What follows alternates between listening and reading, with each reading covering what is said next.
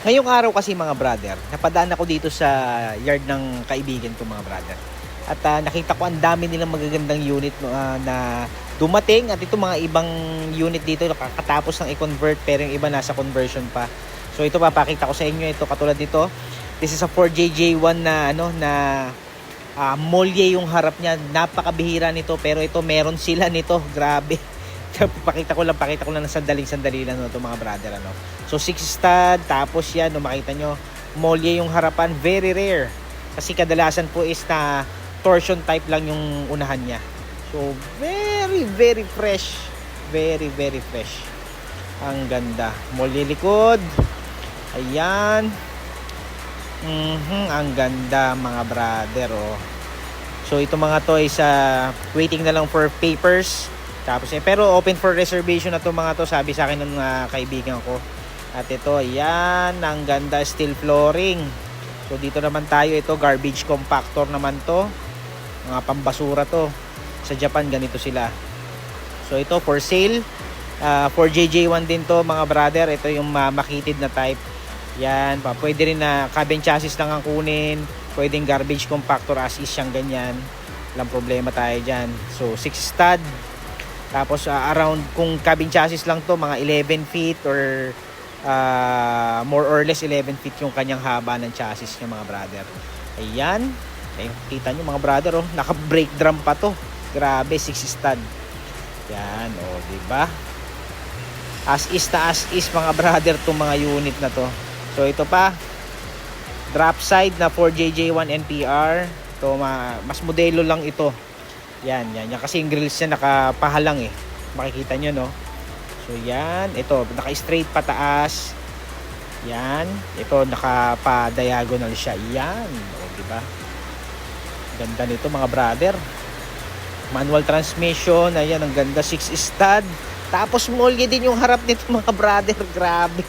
Sabi ko doon sa tropa, pwede ko bang videohan yung unit yan, so para ma-showcase ko sa inyo mga followers and subscribers natin. So pakita ko sa inyo ito, as is or recon po pwede naman. Kung pwedeng as is, pwedeng recon, nasa sa inyo naman yan mga brother kung anong mapusuan ninyo. So ito next na unit natin. Alright, 6 stud. Yan, next unit natin to mga brother. This is a 10 feet 4JJ1 na NKR, yung makitid na type. So hindi ko lang sure kung freezer van ba siya o chiller, kasi may pintuan dito sa gilid pero yun, tignan natin kung fresh. Kinis check. Ito 10 feet drop side naman mga brother, 5 stud NKR. Ito naman, yan, 6 stud na fresh din fresh din mga brother. Hindi po ito chop mga boss Ang ganda 6 stud. Hindi po mga chop to. This is a NPR na drop side. Buo po yan dumarating dito. Hindi po hiwalay yung chassis niya, ganun. Minsan tinatanggal lang yung katawan, pero madali lang yun yung sa katawan Normal na yung sa katawan. Wag lang yung tanggal yung engine, tanggal yung ulo, hindi po ganun.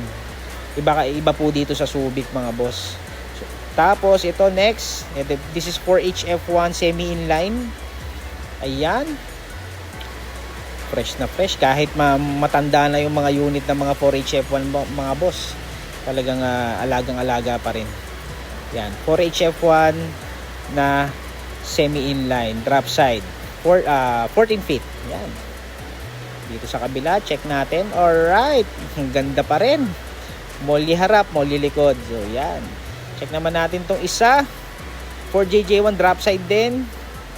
Ayan, nasa kanan pa yan hindi pa nako-convert mga brother. So drop side yan yan.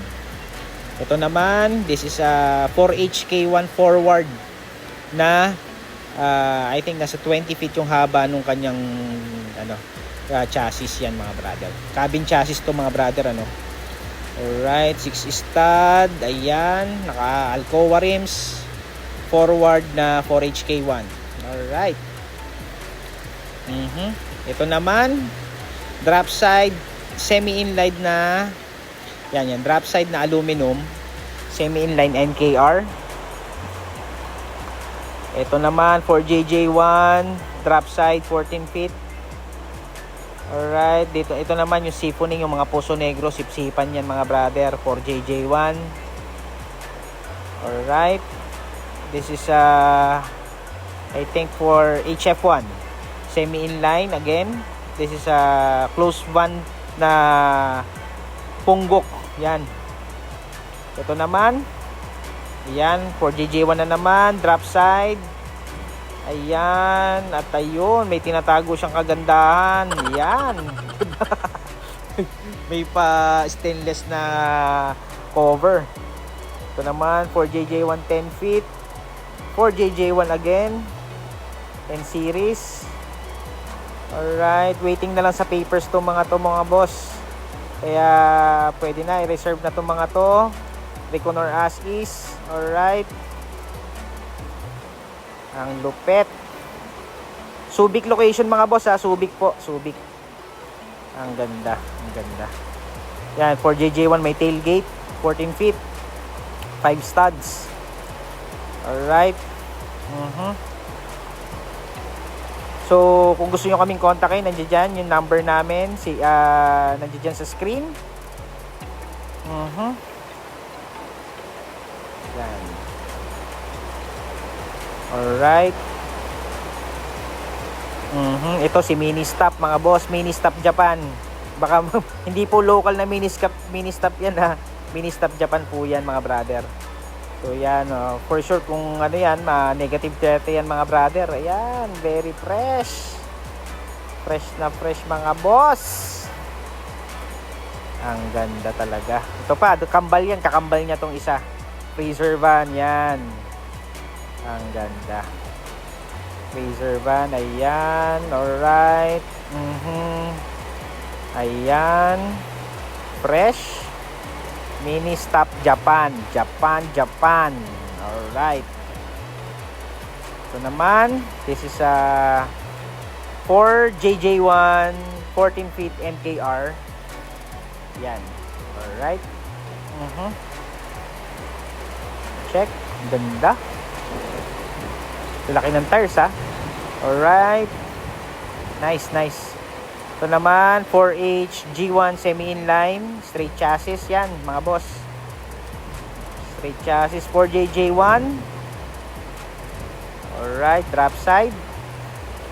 Ito naman 4H F1 semi-inline again, mini dump. Ayan, straight chassis. Alright. This is for JJ1 again, 10 feet na aluminum drop side. Alright, then garbage compactor again. So yun, mga nakatago sa likod. Ayan. Maulan kasi ngayon, kaya nagsitubuan po yung mga mga damo-damo mga brother. Pero ayan, pag walang nagmumukha kasing naka-stack lang talaga itong mga to. Waiting na kasi sa papers to mga brother. So hindi po mga old stock yan mga boss. Alright. Ayan. So open for reservation. Screenshot nyo lang mga boss yung gusto nyong i-inquire, no? Tapos send nyo sa akin, i-PM nyo po sa akin yung gusto nyong unit na itanong mga brother. Ayan.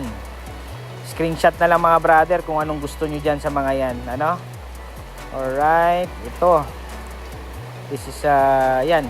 Drop side. Pero ito, yan, drop side din yung nasa likod. Yung tinatago nila yung mga pogi. Ayan, nandiyan dyan sa likod. Ayan. So yan mga boss, kung gusto nyo po itong pinaggagawa ko, PM nyo lang ako dyan sa number na nasa screen. God bless Philippines!